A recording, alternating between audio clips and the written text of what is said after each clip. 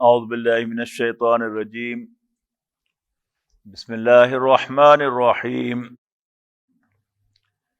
الحمد للہ الذی لہ ما فی السماوات وما فی الارض ولہ الحمد فی الآخرہ وہو الحکیم الخبیر یعلم ما یلج فی الارض وما یخرج منها وما ينزل من السماء وما يعرج فيها وهو الرحیم الغفور وقال الذين كفروا لا تأتينا الساعة قل بلى وربي لتأتينكم عالم الغيب لا يعزب عنه مثقال ذرة في السماوات ولا في الأرض ولا أصغر من ذلك ولا أكبر إلا في كتاب مبين۔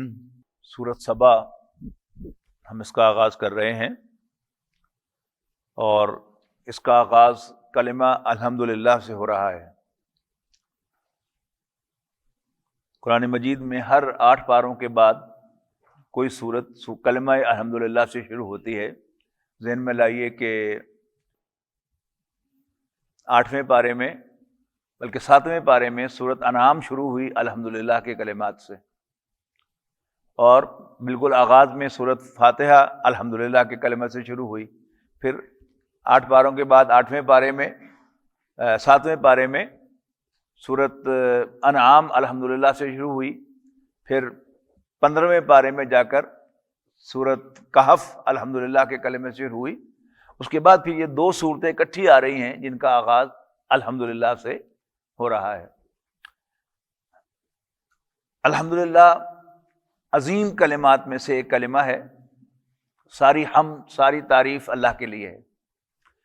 اضافی طور پر یہ کلمہ جو ہے عربوں کے ہاں قرآن مجید کے نزول سے پہلے بھی اللہ کا شکر ادا کرنے کے لیے استعمال ہوتا تھا۔ الحمدللہ یعنی جتنی بھی دعائیں ہیں نبی اکرم صلی اللہ علیہ وسلم کی جن میں اللہ تعالیٰ کا شکر ادا کرنا مقصود ہوتا ہے، آپ غور کریں تو وہ اللہ تعالیٰ کی اسی حمد کے اسی جملے سے شروع ہوتی ہیں، الحمدللہ الذی اطعمنا وسقانا۔ ساری حمد، سارا شکر اس اللہ کے لیے ہے کہ جس نے ہمیں کھلایا اور پلایا اور ہمیں مسلمان بنایا۔ اصل میں یہ جو شکر کا مفہوم ہے یہاں پر، یہ اس کو سمجھیں تو بڑا آسان ہے سمجھنا کہ شکریہ جو ہے، تھینک یو کہنا جو ہے، یہ ایک ہلکا جملہ الفاظ ہیں کسی کا شکر ادا کرنے کے لیے، لیکن کسی بڑے کا شکر ادا کرنے کے لیے اس کی تعریف کی جاتی ہے۔ جیسے آج کے آپ محاورے میں لیں تو آپ نے کسی پر احسان کیا تو وہ آپ کو شکریہ ادا نہیں کرے گا، وہ کہے گا یو آر گریٹ سر۔ اصل میں یہ یو آر گریٹ جو ہے یہ تعریفی جملہ ہے، لیکن اس موقع پر وہ شکر ادا کرنے کے لیے ہے۔ تو واللہ عالم معلوم ایسا ہی ہوتا ہے کہ اللہ تعالیٰ کا شکر ادا کرنے کے لیے بھی جو اس کی عظمت کے شان جو جملہ ہے وہ تھینک یو کا نہیں ہے، بلکہ اس کی حمد کا ہے، یو آر گریٹ سر۔ تو الحمدللہ سورۃ فاتحہ کا بھی آغاز اس سے، سورۃ الانعام کا بھی آغاز اس سے، پھر بالکل وسط میں سورۃ الکہف کا بھی آغاز اسی سے، اور پھر اب ہم 22ویں پارے میں پھر رہے ہیں۔ تو 22ویں پارے میں یہ 2 سورتیں اکٹھی جو ہیں اللہ تعالیٰ کی حمد سے شروع ہو رہی ہیں، سورۃ سبا اور اگلی سورۃ فاتر۔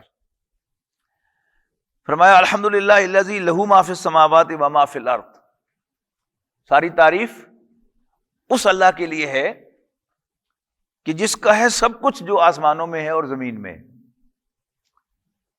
وَلَهُ الْحَمْدُ فِي الْآخِرَةِ، اور آخرت میں بھی حمد اسی کی ہے۔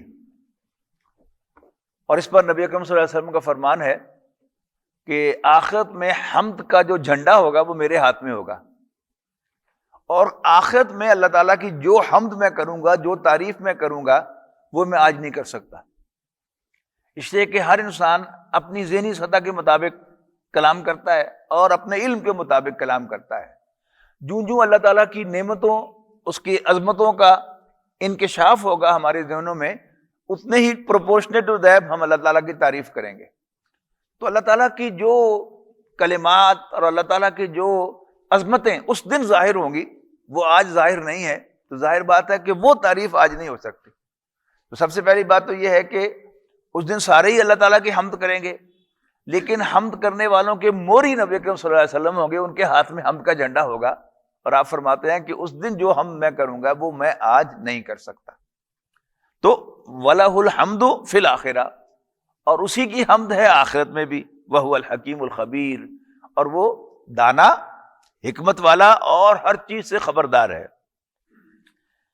یعلم ما یلج فی الارض، یعنی خبیر کی شرح آ رہی ہے آگے، یعلم ما یلج فی الارض وما یخرج منہا، وہ جانتا ہے جو کچھ بھی زمین میں داخل ہوتا ہے اور جو کچھ بھی اس میں سے نکلتا ہے، یعنی پانی سے لے کر، یعنی پانی بھی زمین میں جذب ہوتا ہے نا، جس کا احساس بھی نہیں ہوتا، اور باقی بہت سی چیزیں ہیں کہ جو زمین میں داخل ہوتے ہیں، کیڑے ہیں، مکوڑے ہیں، اور ہم زمین کھود کے نیچے جاتے ہیں، یا کوئی پرندہ جو ہے وہ زمین کھود کے نیچے کوئی چیز لے کے جاتا ہے، وہ سب اللہ تعالیٰ کے علم میں ہے۔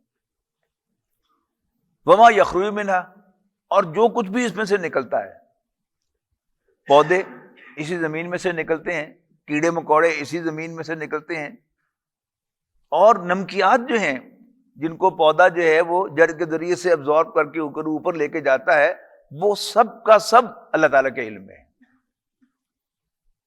اللہ تعالیٰ کے بارے میں جو فلسفیانہ ذہن رکھنے والے لوگ ہیں، انہوں نے یہ بات جو ہے وہ ایزیوم کی ہے کہ اللہ تعالیٰ کو موٹی موٹی باتوں کا تو پتہ ہے، لیکن جو تفصیلات ہیں وہ شاید معاذ اللہ اللہ کے علم میں نہیں۔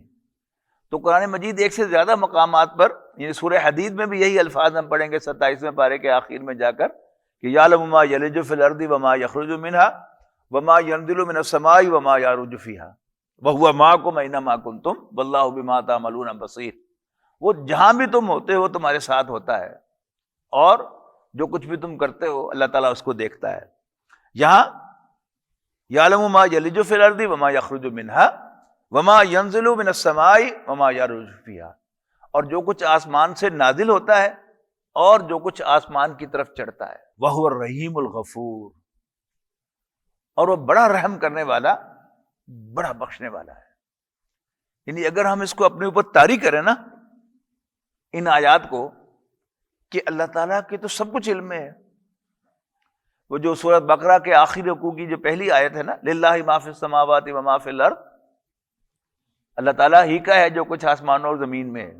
وَإِن تُبْدُوا مَا فِي أَنفُسِكُمْ أَوْ تُخْفُوهُ يُحَاسِبْكُم بِهِ اللَّهُ، تو جو کچھ تمہارے دلوں میں ہے تم اس کو ظاہر کرو یا چھپاؤ، اللہ تم سے اس کا حساب لے گا۔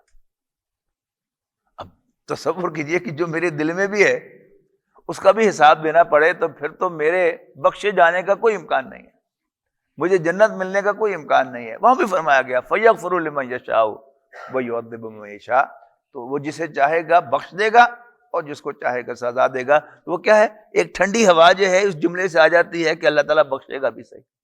اب یہاں بھی آپ نوٹ کیجئے گا کہ اللہ تعالیٰ کے جو دو نام آ رہے ہیں، کہ اللہ تعالیٰ کو علم تو سارا ہے اور حساب بھی سارے کا لے گا، دکھائے گا بھی صحیح کہ یہ تمہاری کرتوتیں ہیں، لیکن وہ بڑا رحم کرنے والا، بڑا بخشنے والا ہے۔ تو اس سے کیا ہے، وہ انسان کو ایک ریلیف مل گیا کہ اگرچہ اللہ تعالیٰ کے علم میں سب کچھ ہے، لیکن اللہ تعالیٰ اپنے علم کے مطابق جو ہے وہ ہمیں سزا نہیں دے گا، اس کا عام طرز عمل جو مہربانی والا ہوگا اور بخشنے والا ہوگا۔ وقال الذین کفروا، اور یہ کافر کہتے ہیں لا تأتینا الساعہ، ہم پر قیامت نہیں آئے گی۔ یہ دو الفاظ ہیں، ساعہ اور قیامت۔ ساعہ کے لفظی معنی ہے گھڑی، مومنٹ، جدید عربی میں یہ گھنٹے کے لیے استعمال ہوتا ہے۔ لا تأتینا الساعہ، ہم پر گھڑی نہیں آئے گی۔ اس سے مراد کیا ہے کہ ایک ایونٹ ہے کہ جب ایک بہت بڑا دھماکہ ہوگا اور اس کائنات میں جو کچھ ہے وہ سب درم برم ہو جائے گا، سیارے ٹکرائیں گے، وہ جو اپنی پوزیشن مینٹین کر کے چل رہے ہیں، زمین، سورج، چاند، ستارے، وہ سب کیا ہوں گے، درم برم ہو جائیں گے، اور تمام انسانوں پر موت طاری ہو جائے گی۔ یہ پہلی گھڑی جو ہے، اس کا قرآن مجید کے لیے جو اصل نام ہے قرآن مجید میں، وہ الساعہ ہے۔ پھر اس کے بعد ایک اور بگل جب بجائیں گے حضرت اسرافیل علیہ السلام، تو پھر اس کائنات کی ایک نئی شکل وجود میں آئے گی، اور انسان قبروں میں سے نکل کر باہر آ جائیں گے اور پھر ان کی اللہ تعالیٰ کے حضور پیشی ہوگی، فَإِذَا هُمْ قِيَامٌ يَنظُرُونَ، تو پھر وہ کھڑے ہو جائیں گے اللہ کے سامنے اور اللہ تعالیٰ کے فیصلوں کے منتظر ہوں گے۔ یہ جو ہے اصل میں القیامہ ہے، کھڑے ہونے والی چیز۔ تو دو مومنٹس ہیں، ایک پہلا بگل ہے حضرت اسرافیل علیہ السلام کا کہ جب یہ کائنات کا سارا نظام درم برم ہو جائے گا، اور پھر دوسرا بگل جو ہے پھر وہ ہے اصل میں قیامت۔ لیکن عام زبان میں ہم خاص طور پر اردو محاورے کے اندر یا عام قرآن مجید میں قیامت کا لفظ دونوں کے لیے استعمال ہوتا ہے، لیکن جہاں صراحت ہوگی تو وہ سا پہلی گھڑی کے لیے استعمال ہوگا، اور پھر قیامت جو ہے وہ پھر وہ سارا حشر کا میدان، حساب کتاب، جنت دوزخ، یہ سب کیا ہے؟ یہ قیامت کے مناظر ہیں۔ الساعہ وہ پہلی گھڑی ہے۔ قل بلا وربی، اے نبی کہہ دو، اعلان کر دو، واضح کر دو، کیوں نہیں؟ ان کا سوال ہے نا کہ قیامت نہیں آئے گی، بلا کیوں نہیں، وربی میرے رب کی قسم ہے۔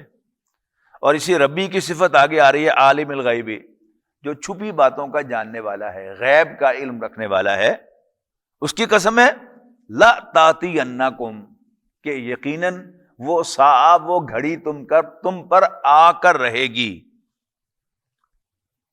عالم الغیبی، یہ میں نے آپ کو بتا دیا کہ عربی ترکیب کے اعتبار سے یہ صفت ہے ربی کی، میرے رب کی قسم۔ لا یعزب عنہ مثقال ذرۃ فی السماوات ولا فی الارض ولا اصغر من ذلک ولا اکبر الا فی کتاب مبین۔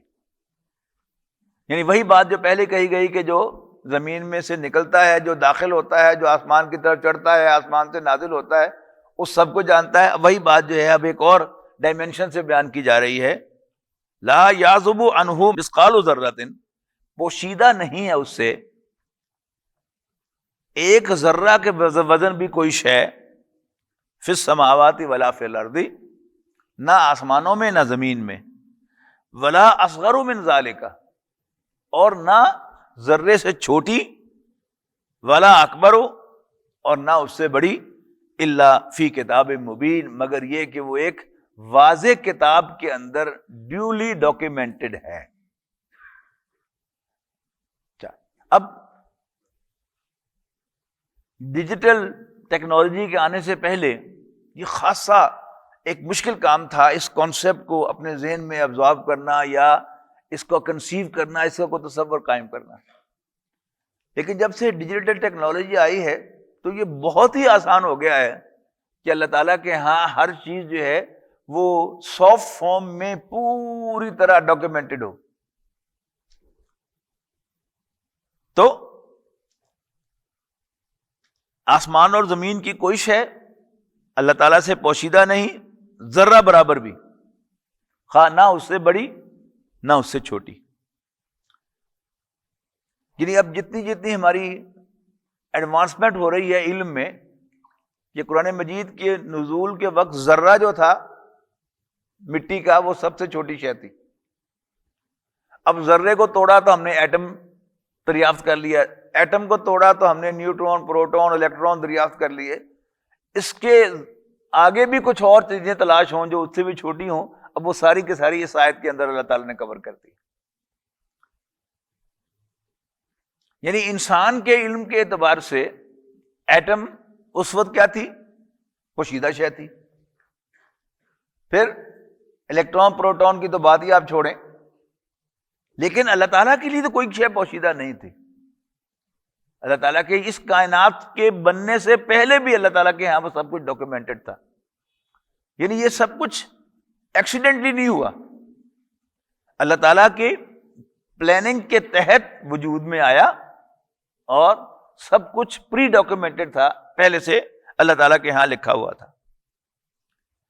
اچھا، یہ سارا نظام اللہ نے کیوں بنایا؟ لِيَجْزِيَ الَّذِينَ آمَنُوا وَعَمِلُوا الصَّالِحَاتِ، تاکہ اللہ تعالیٰ بدلہ دے۔ کن کو بدلہ دے؟ ایمان والوں اور نیک عمل کرنے والوں کو۔ اولئک لہم مغفرۃ ورزق کریم، یہ وہ لوگ ہیں کہ جن کے لیے اللہ تعالیٰ کی طرف سے بخشش بھی ہوگی اور انہیں عمدہ پروویژن، عمدہ رزق بھی عطا کیا جائے گا۔ والذین سعوا فی آیاتنا، اور وہ لوگ وہ ہماری آیات میں ہمیں ہرانے کی کوشش کرتے ہیں. یہ کیا ہے؟ آرگومنٹس. یعنی آج بھی آپ کو یہ تصویر یوں کی تو ملتی ہے کہ ایک ایتھیسٹ اللہ تعالیٰ کا انکار کرنے والا تلا بیٹھا ہے اللہ تعالیٰ کا انکار کرنے کے لیے. آپ کوئی دلیل لے کے آئیں گے، پھر اس کا توڑ لے کے آئے گا. پھر آپ ادھر کی دلیل لے کے آئیں گے تو اس کا توڑ وہ لے کر آئے گا. تو یہ آپ کو اس آیت کے اندر وہ ڈپکٹ کرتا ہوا نظر آ رہا ہے کہ والذین سعوا فی آیاتنا، وہ لوگ کہ جو ہماری آیتوں میں سعی کرتے ہیں، کوشش کرتے ہیں، جہاد جد و جہد کرتے ہیں. کس بات کے لیے؟ ہمیں نیچا دکھانے کے لیے، آیات کا انکار کرنے کے لیے. اولئک لہم عذاب، معاجزین، ترجمہ میں نے کر دیا، لفظ رہ گیا تھا معاجزین، کہ وہ ہمیں عاجز کریں. اولئک لہم عذاب من رجز علیم، ان کے لیے سخت درد دینے والے عذاب کی سزا ہے. وَيَرَى الَّذِينَ أُوتُوا الْعِلْمَ الَّذِي أُنزِلَ إِلَيْكَ مِن رَّبِّكَ هُوَ الْحَقُّ وَيَهْدِي إِلَىٰ صِرَاطِ الْعَزِيزِ الْحَمِيدِ. اور جن لوگوں کو علم دیا گیا ہے وہ دیکھتے ہیں، وہ پاتے ہیں، جانتے ہیں کہ یہ قرآن جو آپ پر نازل کیا جا رہا ہے وہ آپ کے رب ہی کی طرف سے نازل ہوا ہے اور وہ حق ہے. وَيَهْدِي إِلَىٰ صِرَاطِ الْعَزِيزِ الْحَمِيدِ، اور وہ ڈائریکٹ کرتا ہے بالادست اور تعریف کے قابل، تعریف کیے گئے ہوئے اللہ کی طرف سے نازل ہو رہا ہے.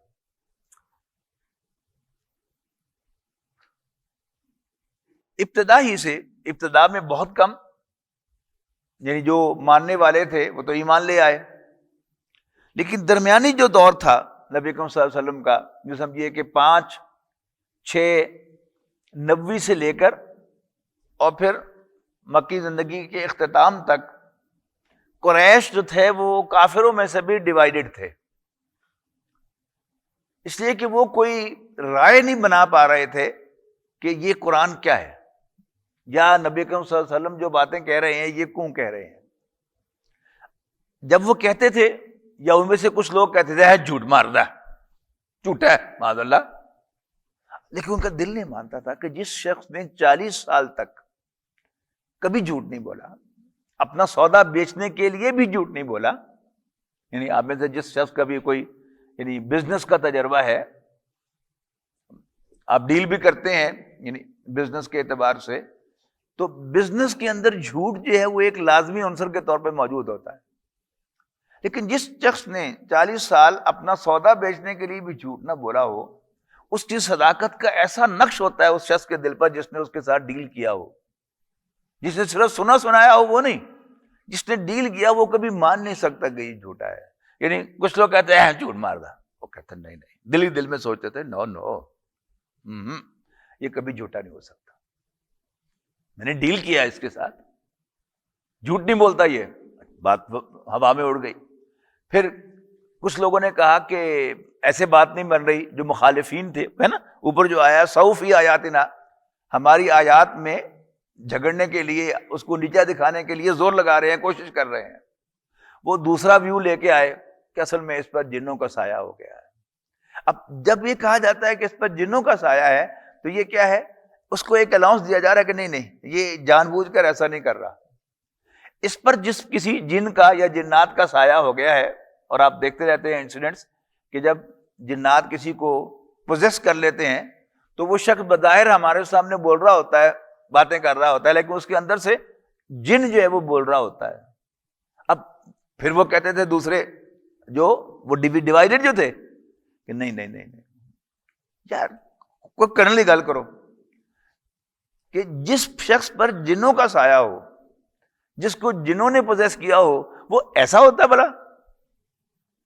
یعنی ایک الزام لگتا ہے لیکن ساتھ ہی ساتھ وہ جو مخلص لوگ ہیں وہ اس کی نفی کرتے ہیں، اور ان کا اپنا دل جو کہنے والے ہیں وہ بھی کانفیڈنس کے ساتھ یہ نہیں کہہ رہے ہوتے، بلکہ ان کا تو اکثر و بیشتر ان کا معاملہ کیا تھا، مخالفین تھے کہ جو صحیح کر رہے تھے، جن کے دل میں یہ بات آ گئی ہوئی تھی کہ یہ سچا کلام ہے، لیکن انہوں نے کمر باندھی ہوئی کی ٹھیک ہے اس کی نفی کرنی ہے. وہ کوئی نئی بات لے کے آتے تھے، پھر وہ بھی نہیں تھا. تو وقال الذین کفروا، اور کافر کہتے ہیں هل ندلکم علی رجل ینبئکم اذا مزقتم کل ممزق انکم لفی خلق جدید. اچھا، اپنے اشعار میں اور اپنی باتوں میں وہ یہ جسچر اختیار کرتے تھے کہ بھئی کہانیوں میں کہ بھئی کیا ہم تمہیں خبر دیں ایک ایسے شخص کے بارے میں کہ جو کہتا ہے، تمہیں بتلاتا ہے اذا مزقتم کل ممزق، جب تم بالکل ٹوٹ پھوٹ جاؤ گے، پارا پارا ہو جاؤ گے، انکم لفی خلق جدید، کہ تم نئے سرے سے اٹھائے جاؤ گے. اب یہ انداز کیا ہے؟ یہ ایک تیسرا انداز ہے کہ بجائے نبی اکرم صلی اللہ علیہ وسلم کا نام لے کر ان کی نفی کرنے کے، کہانیوں میں، اشعار میں وہ جو تھیم تھا نبی اکرم صلی اللہ علیہ وسلم کا کہ یہ زندگی کل زندگی نہیں ہے، تم مرنے کے بعد دوبارہ اٹھائے جاؤ گے، اس کو اشعار میں پیش کرتے تھے اور طنزیہ انداز میں، مذاق کے انداز میں کہ کیا ہم تمہیں بتائیں ایک ایسے شخص کے بارے میں جو کہتا ہے کہ جب تم بالکل ٹوٹ پھوٹ جاؤ گے، پارا پارا ہو جاؤ گے، تو تم نئے سرے سے تخلیق کیے جاؤ گے. مزید کیا کہتے ہیں؟ افطرا علی اللہ کذبا، وہ اللہ پر جھوٹ باندھ رہا ہے. ام بہ جنتن، یا اس پر جنوں کا سایہ ہے. بل الذین لا یؤمنون بالآخرۃ فی العذاب والضلال البعید. اس کے جواب میں فرمایا گیا کہ بات یہ ہے کہ جو لوگ آخرت کو نہیں مانتے وہ عذاب میں، آفت میں پڑنے والے ہیں، اور وہ گمراہی میں بہت دور نکل گئے. افلم یروا الی ما بین ایدیہم وما خلفہم، تو کیا انہوں نے کبھی غور نہیں کیا، کبھی دیکھا نہیں جو کچھ ان کے آگے ہے اور جو کچھ ان کے پیچھے ہے؟ من السماء والارض، آسمان اور زمین میں سے، ان نشا نخسف بہم الارض، کہ اگر ہم چاہیں تو انہیں زمین میں دھسا دیں. او نسقط علیہم کسفا من السماء، یا آسمان کا کوئی ٹکڑا ان پر گرا دیں. یہ اصل میں کیا ہے؟ یعنی وہ جو قیامت کا ساعہ آنے والی ہے، وہ تو کیونکہ ایک اندیکھی چیز ہے تو اس کو ذرا ذہن میں بٹھانا یا اس کا کوئی تصور قائم کرنا مشکل ہے. اس سے ایک شارٹر عذاب کا تصور دیا جا رہا ہے کہ یہ وہ اللہ جس کو تم مانتے ہو کہ اس نے اس کائنات کو پیدا کیا ہے، اس کی طاقت کا تمہیں اندازہ ہے، اس کی کیپیبلٹی کا تمہیں اندازہ ہے، اس کے علم کا تمہیں اندازہ ہے. ڈونٹ یو تھنک کہ وہ تمہیں زمین میں دھسا سکتا ہے؟ ڈونٹ یو تھنک کہ وہ آسمان کا کوئی ٹکڑا تم پر گرا سکتا ہے؟ یہ سب میں وہی، یعنی آخرت کو ثابت کرنے کے لیے اس کے لیے مختلف دلائل ان کے سامنے رکھے جا رہے ہیں. افلم یروا الی ما بین ایدیہم وما خلفہم من السماء والارض ان نشاء، اگر ہم چاہیں، نخسف بہم الارض، تو انہیں زمین میں دھسا دیں. او نسقط علیہم کسفا من السماء، یا آسمان کا کوئی ٹکڑا ان پر گرا دیں. ان فی ذلک لآیۃ، یقین اس میں بھی ایک نشانی ہے، لکل عبد منیب، ہر توبہ کرنے والے، لوٹنے والے بندے کے لیے. انابت جو ہے وہ کیا ہے کہ کوئی انسان کو غلط کام کرے اور اس کو دل ہی دل میں ندامت ہو اور وہ کہے کہ نہیں مجھے ایسا نہیں کرنا چاہیے تھا، سوری آئی واز رانگ، میں نے یہ غلطی کی ہے. یعنی دو آدمی، اس کو مذہب کو بالکل ایک طرف رکھ کے بھی آپ دیکھیں، عام زندگی کے اندر یہ دو کیریکٹرز ہیں. ایک کیریکٹر ہے کہ جو غلطی مانتا ہے، اور دوسرا کیریکٹر ہے کہ جو غلطی نہیں مانتا. یعنی آپ سینسیبل کس کو سمجھیں گے؟ obviously اس کو سمجھیں گے جو غلطی مان لیتا ہے. اس کی ٹپیکل مثال جو ہے وہ یہ ہے کہ آپ کے دو ملازم ہوں، ان میں سے ایک بڑا دیانتدار ہے، سچا ہے، کمپیٹنٹ ہے، لیکن جب آپ اسے کسی بات پر ٹوکیں تو الٹا وہ آپ کو ڈانٹ دیں. ہوتے ہیں نا ایسے کیریکٹر. آکڑ بات یہ جی دیانتداری اور کمپیٹنس جو ہے یہ انسان میں ایک تکبر پیدا کرتی ہے کہ میں کو لے کے کھانا کیسے کروں. لیکن بہرحال انسان کی نیچر اس کیریکٹر کو ریجیکٹ کرتی ہے. اور دوسرا آپ کا ملازم ہو کہ جو عام کا ملازم ہو وہ آپ کے برتن بھی توڑتا رہتا ہے اور نقصان بھی کرتا رہتا ہے اور تھوڑی بہت ہیرا پھیری بھی کرتا ہے، یعنی وہ دیانتدار کے مقابلے میں. لیکن جب آپ اس کو ڈانٹتے ہیں تو وہ کہتا ہے سوری سر، یعنی اس کی ساری غلطیاں کوتاہیاں آپ برداشت کرتے ہیں، رائٹ، اور اس کو معاف بھی کرتے ہیں. اگر آپ کے معاشی حالات تنگ ہو جائیں اور آپ کو ایک ملازم نکالنا پڑے، آپ اپنے دل سے پوچھیں کہ آپ کس ملازم کو نکالیں گے. آپ کا دل یہ گواہی دے گا کہ آپ اس دیانتدار اور کمپیٹنٹ کو نکالیں گے، اس لیے کہ آکڑ جو ہے وہ کسی امپلائر کو بھی پسند نہیں ہے، تو اللہ تعالیٰ کو وہ کیسے پسند ہو سکتی ہے. تو اللہ تعالیٰ کے سامنے جھکنا، معافی مانگنا، اللہ تعالیٰ کی نظر میں بھی وہی جو قابل قدر ہے. جو غلطی ہو جائے تو معافی مانگ لے. باقی یہ ایک assumption تو ہو سکتی ہے کہ ہم کبھی پرفیکٹ ہو جائیں گے، ہم کبھی پرفیکٹ نہیں ہوں گے. یعنی اس گوشت پوش کے ساتھ، اس خاکی وجود کے ساتھ ایبسلیوٹلی پرفیکٹ ہونا ممکن نہیں ہے. میں اس پر بڑا فرم یقین رکھتا ہوں، آپ غور کریں گے تو مجھ سے ایگری کریں گے. ہم سے غلطیاں کوتاہیاں ہوتی رہنی ہیں، بڑے بڑے گناہ بھی ہوتے رہنے ہیں، لیکن بندگی کا تقاضا کیا ہے کہ جب غلطی ہو جائے تو بس اللہ تعالیٰ سے معافی مانگ لیں. اللہ تعالیٰ نے ہمیں اپنی بندگی کے لیے پیدا کیا ہے. نہ اسے ہماری نمازیں چاہیے، نہ روزے چاہیے، اور نہ نیک اعمال چاہیے. میں نے نیک عمل کیا یا برا عمل کیا، اللہ تعالیٰ کی صحت پر تو کوئی اثر پڑنے والا نہیں ہے. لیکن اللہ تعالیٰ نے پیدا مجھے کیوں کیا ہے کہ میں اس کا بندہ بن جاؤں، اس کا غلام بن جاؤں. اور غلامی جو ہے اس کا لازمی تقاضا کیا ہے؟ آپ کو یاد ہوگا جو پہلا جمعہ یہاں پر میں نے پڑھایا تھا اس پر رب ہمارا پر گفتگو ہوئی تھی. میں نے وہاں وہ میاں صاحب اور چوئی صاحب کا آپ کو فرق بتایا تھا. آپ کو اگر یاد ہو کہ ہمارے ہاں جو دو بڑے ہیں، یعنی شہر کا بڑا جو ہے وہ میاں صاحب ہے، وہ حساب کتاب کے ساتھ جو ہے وہ چلتا ہے، اور اگر کوئی شخص جو ہے وہ چوری کرتا ہے، غبن کرتا ہے، تو اس سے کہتا ہے کہ بھئی اتنے پیسے تمہارے ذمے ہیں، یہ تمہارے گھر والے دے جائیں تو بس ہم تمہیں چھوڑ دو گے، ورنہ پولیس کے حوالے کرتے ہیں. ویرے چوئی صاحب جو ہے ان کا انداز، یعنی فیوڈل لارڈ کا انداز، وہ مختلف انداز ہے. وہ صرف بلاتا ہے اپنے کمی کو، جو اس کا غلام ہوتا ہے، نوکر نہیں ہوتا، ملازم نہیں ہوتا، بلاتا ہے. اور اگر وہ معافی مانگتا ہوا یہ یوں کر کے خاص جسچر کر کے معافی مانگ لے تو اس کو بس ایک آدھ ٹھڈا مارتا ہے، ایک آدھ گالی دیتا ہے، and the matter is finish. قرآن مجید کو پڑھیں. قرآن مجید میں اللہ تعالیٰ نے اپنا تعارف جو ہے وہ چوئی صاحب والا کرایا ہے، لارڈ. اس لفظ کی بھی اپنی ایک گریس ہے نا، لارڈ، فیوڈل لارڈ اور لارڈ آلمائٹی. وہ کیا ہے؟ یا عبادی الذین اسرفوا علی انفسہم.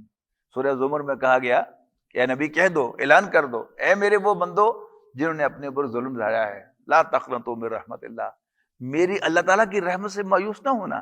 ان اللہ یغفر الذنوب جميعا، بے شک اللہ تعالیٰ سب گناہوں کو بخش دیتا ہے. تو اصل چیز تو مغفرت ہی ہے. ہم نمازیں کیوں پڑھتے ہیں؟ بس اللہ راضی ہو جائے. باقی اپنی نمازوں کا ہم تجزیہ کر لیں، کیا نماز ہے ہماری. بس آ کے ہم کھڑے ہو جاتے ہیں اور پھر ادھر بھی گھومتے ہیں، ساری دنیا کی سیر کرتے ہیں نماز کے اندر، لیکن حاضری ہے. یس سر ہم نے کر دی، اللہ تعالیٰ نے بلایا، ہم حاضر ہو گئے، یس سر، بس حاضری لگ گئی. اللہ تعالیٰ خوش ہو جائے، راضی ہو جائے تو وہ قیامت کے دن ہمیں وہ مغفرت کا ایک کلمہ عطا کر دے کہ جا بخشیا دینو دفاع. یہی ہمارے لیے کامیابی ہے. تو فرمایا جا رہا ہے ان فی ذالک لآیۃ، یعنی یہ تمام نشانیاں اس کو کون اپریشیٹ کرے گا؟ عبد منیب کرے گا اپریشیٹ، جس کے اندر وہ حس پائی جاتی ہے کہ وہ غلطی جب کرے اور محسوس کرے کہ مجھ سے غلطی ہوئی ہے، پھر آکڑ نہ دکھائے، اس میں کوئی کمزوری محسوس، خفگی محسوس نہ کرے کہ لو جی لو میں کس طرح مننا، مان لے غلطی اپنی. یہی سبق تھا قصہ آدم و ابلیس کا. دو کریکٹرز کی کہانی، دونوں نے اللہ کی نافرمانی کی، دونوں کی اللہ تعالیٰ نے جواب طلبی فرمائی. شیطان آکڑ گیا، میں ٹھیک کیتا، تو نے مجھے آگ سے پیدا کیا، اسے مٹی سے پیدا کیا، میرا اس کو سجدہ کرنا بنتا ہی نہیں تھا. اور آدم علیہ السلام سے بھی بہرحال اللہ تعالیٰ نے اس درخت کے پاس جانے سے منع کیا تھا، اور وہ پاس گئے تو پھر کھا بھی لیا. تو اللہ تعالیٰ نے جواب طلبی کی، چپ کر کے انہیں معافی مانگ لی. ربنا ظلمنا انفسنا وَإِن لَّمْ تَغْفِرْ لَنَا وَتَرْحَمْنَا لَنَكُونَنَّ مِنَ الْخَاسِرِينَ۔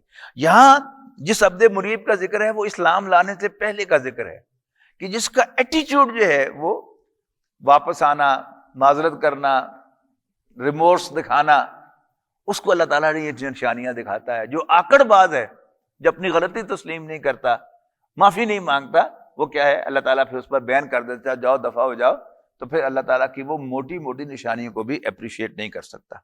تو اِنَّ فِي ذَلِكَ لَآیَةً لِكُلِّ عَبْدٍ مُنِیب۔ اس کے بعد حضرت داؤد علیہ السلام اور حضرت سلیمان علیہ السلام کا تذکرہ ہے، اس کو انشاءاللہ میرے خیال ہے اگلی دفعہ ہی پڑھیں گے تو حق ادا ہوگا۔ تو آج اسی پر اکتفا کرتے ہیں، اس لیے کہ اس میں کچھ تفاصیل بھی آپ کو بتانی پڑیں گی۔ بارک اللہ لی ولکم فی القرآن العظیم ونفعنی وإیاکم بالآیات والذکر الحکیم۔